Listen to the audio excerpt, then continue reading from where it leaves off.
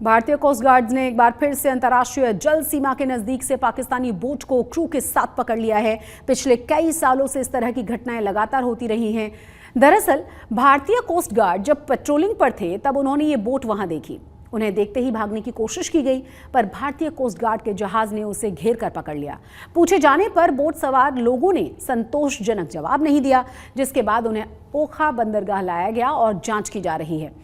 नाज़रे करम नाम की ये बोट 19 नवंबर को पाकिस्तान से निकली थी। 21 नवंबर को भारतीय जल सीमा में इसके घुसने के बाद इसे पकड़ा गया है।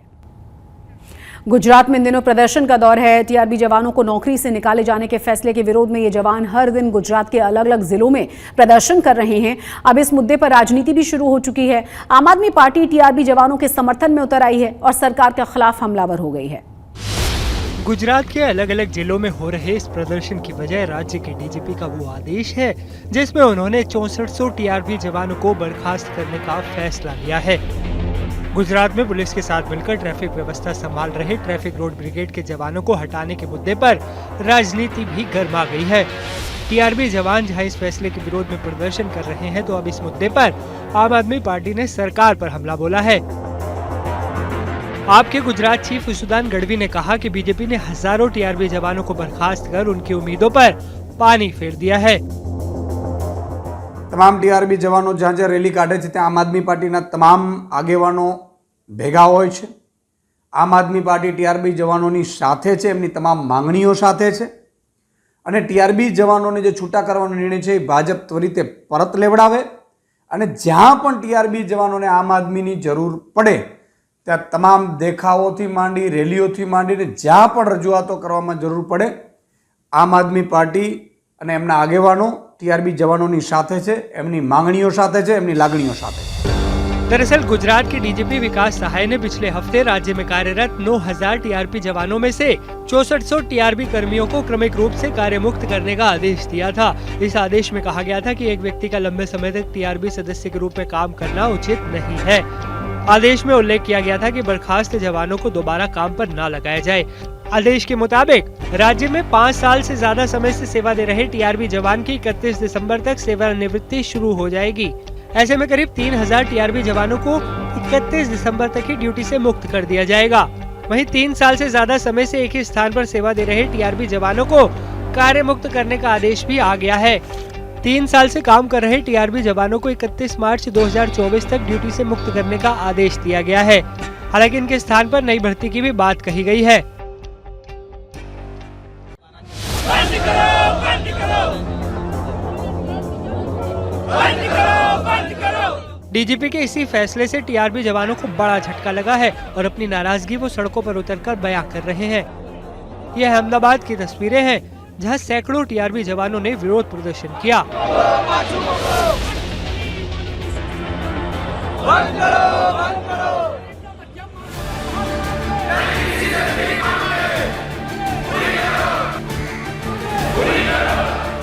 वहीं सूरत में टीआरबी जवान के पद पर कार्यरत महिला कर्मचारी डीजीपी के इस फैसले के बाद फुफक पड़ी।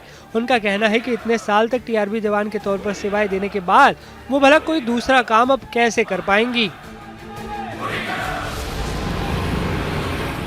वलसाड़ में भी यातायात ब्रिगेड में कार्यरत टीआरबी कर्मियों ने डीएसपी और एडिशनल डीसी को शिकायत पत्र भेजकर मांग की है कि उनको नौकरी से ना हटाया जाए। इससे पहले जूनागढ़ में भी टीआरबी के जवानों ने जमीन पर बैठकर अपनी नाराजगी जाहिर की थी। साथ ही मांगे पूरी न होने पर आंदोलन की चेतावनी दी थी। ગઈકાલે ગુજરાત સરકારે એક એવો નિર્ણય કર્યો છે કે ભાઈ જે ટ્રાફિક બ્રિગેડના જે જવાનો છે એમને કંઈક 10,000 લોકોને છૂટા કરવાના છે। એમાં કોઈને 10 વર્ષ થયા હોય ને 1100 જણાને અને 5 વર્ષ થયા હોય એમને 2400 જણાને। કારણ કે આ લોકોને તો મને એવું લાગે છે કે આ લોકોએ જે સેવા આપી છે દિવસ રાત તડકો તાપ જોયા વગરનું માત્ર ને માત્ર 9,000 રૂપિયા પગારમાં માણસો 10 વર્ષ સેવા કરતા હોય તેને પહેલાં એવું બધું પેન્શન આપતા, એની બદલે આ દિવાળીના દિવસોમાં આ લોકોને છૂટા કર્યા છે। એટલે સરકારશ્રીને એટલી જ વિનંતી છે કે તમે આવા સામાન્ય લોકોના मतों तमने 156 सीट आई है और सरकार वो लोगों सुविधा माटे होय। वहीं सुरेंद्रनगर में भी कच्चे टीआरबी जवानों की बर्खास्तगी का सर्कुलर गांधीनगर से आ गया है, जिससे नाराज होकर टीआरबी जवानों ने विरोध प्रदर्शन कर इस सर्कुलर को रद्द करने की मांग की। હું સુરેન્દ્રનગરમાં ટ્રાફિક બ્રિગેડ તરીકે માનદ સેવા આપી રહી છું અને મારી નોકરી લગભગ 8 થી 9 વર્ષથી હું અહીંયા માનદ સેવા આપી રહી છું.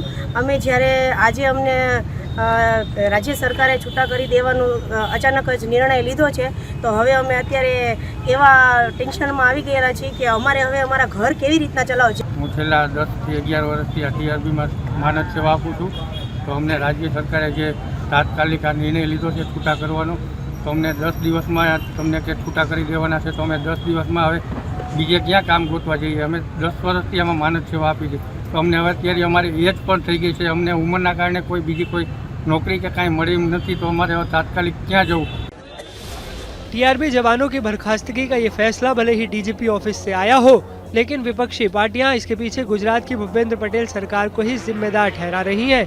मतलब साफ है कि 2024 के रण में टीआरबी जवानों के हक का ये मुद्दा गुजरात की राजनीति को गरमाने वाला है. सुरेंद्रनगर से साजिद, सूरत से संजय सिंह राठौड़, वलसाड़ से कौशिक, जूनागढ़ से भार्गवी जोशी और अहमदाबाद से अतुल तिवारी के साथ आज तक ब्यूरो.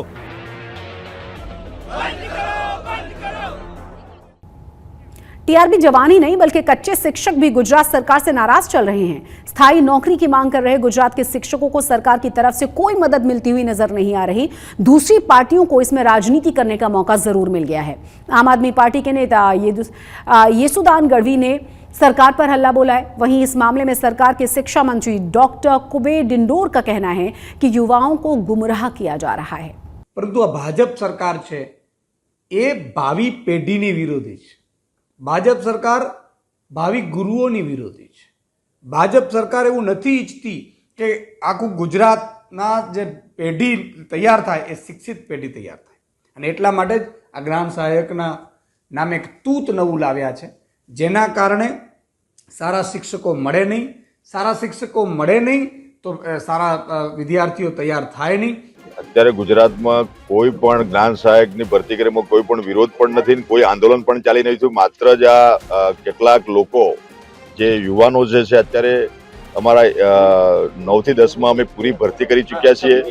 અત્યારે અમારી 15,000 જેટલી સ્કૂલો જે છે સ્કૂલ ઓફ એક્શનમાં એમાં અમે જ્ઞાન સહાયક આપી ચૂક્યા છીએ, પણ કોઈ વિરોધ કે એ નથી. હા, કેટલાક લોકો આનો વિરોધ કરી રહ્યા છે, એ રાજકીય હોઈ શકે, પણ આવનારા સમયમાં આ એક વૈકલ્પિક વ્યવસ્થા છે, આ કાયમી ઉકેલ નથી.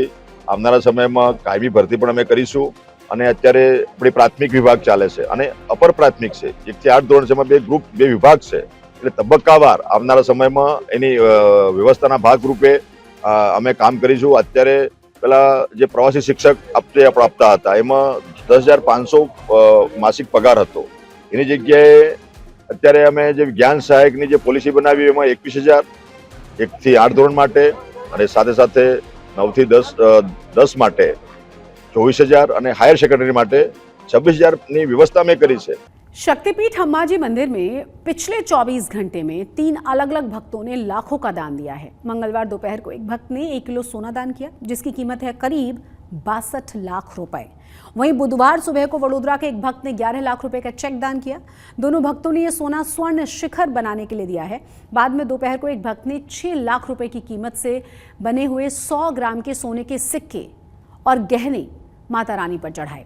आपको ये भी बता दें कि अंबाजी विश्व का सबसे बड़ा शक्तिपीठ है, जिसका आधा मंदिर सोने से बना हुआ है और अभी जो भक्त सोना दान दे रहे हैं उससे बाकी के बचे हुए हिस्से को भी सोने से बनाया जाएगा. गुजरात के शिक्षा मंत्री डॉक्टर कुबेर डिंडोर ने महिसागर जिले के स्वच्छ भारत मिशन यात्रा की शुरुआत करवाई. इस यात्रा का आयोजन स्वच्छ भारत मिशन के ब्रांड एम्बेसडर अभिषेक शर्मा की तरफ से किया जा रहा है. संतरामपुर तालुका के मुवाड़ा गांव से ये यात्रा शुरू हुई, जो 21 राज्यों से होकर गुजरेगी और 12 ज्योतिर्लिंगों के दर्शन करने के बाद महिसागर जिले के मानगढ़ में समाप्त हो जाएगी. इस दौरान लोगों से प्लास्टिक मुक्त भारत की भी अपील की जाएगी. इस यात्रा में ऑस्ट्रेलिया के नागरिक और बिजनेसमैन विरल पटेल भी अभिषेक शर्मा के साथ होंगे. आपको ये भी बता दें कि अभिषेक कुमार शर्मा साल 2014 से 2015 में भी स्वच्छ भारत अभियान का संदेश लेकर इंडिया के 450 जिलों की 20,000 किलोमीटर लंबी यात्रा कर चुके हैं, वो भी साइकिल से. इसके बाद साल 2015 से 2020 तक 80 देशों की 6,000 किलोमीटर लंबी यात्रा भी वो कर चुके हैं.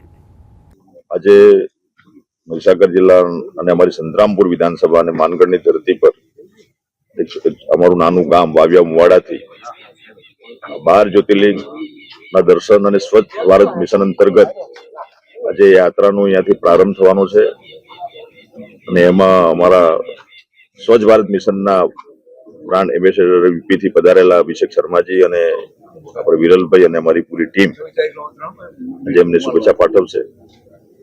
ખુશીની બાબત તો એ છે કે સ્વચ્છ ભારત એક કદમ સ્વચ્છતા કી ઓર મોદી સાહેબનું જે સૂત્ર છે એ દરેક જન એને અપનાવે અને એ રીતે કામગીરી કરે.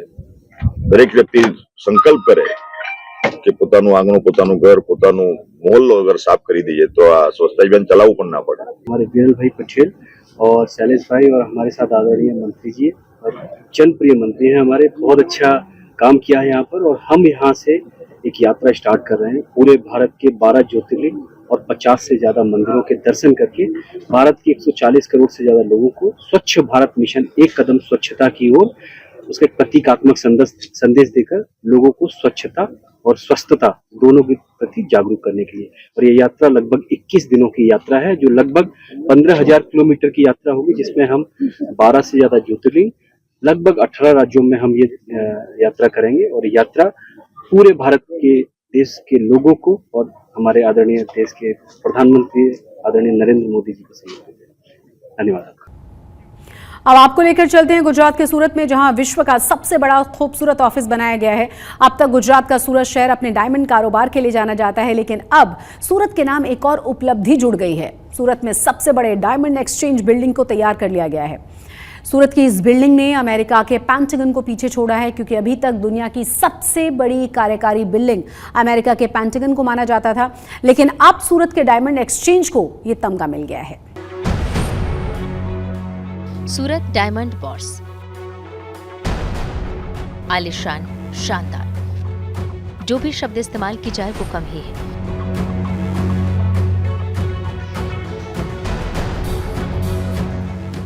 ये बिल्डिंग जितनी बाहर से खूबसूरत है उतनी अंदर से भी सुंदर है.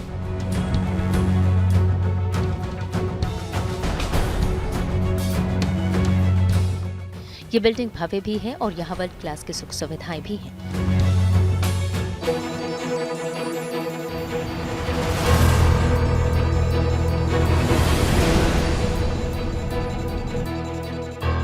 विश्व का सबसे बड़ा डायमंड व्यापार केंद्र बनाने की उम्मीद के साथ सूरत डायमंड बॉर्स में 21 नवंबर से कारोबार की शुरुआत हुई. 135 से ज्यादा ऑफिस खुले और कईयों ने कामकाज भी शुरू कर दिया. यहाँ आने वाली कुछ ऐसी कंपनियां हैं जिन्होंने मुंबई से अपना कारोबार सूरत शिफ्ट कर लिया है.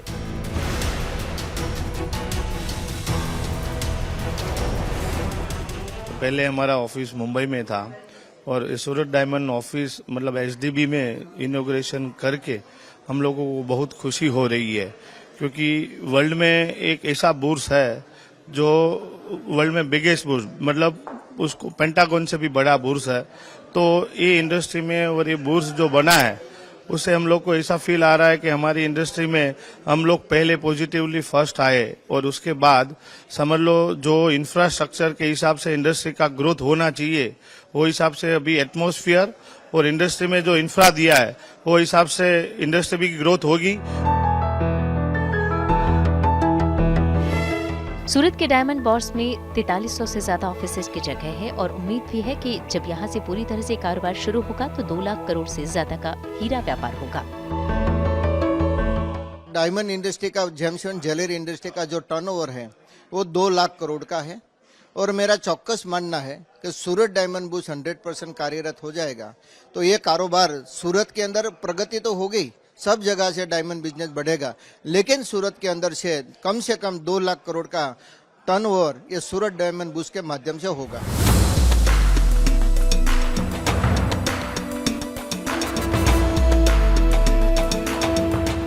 इस बिल्डिंग को बनाने में 6 साल का वक्त लगा है.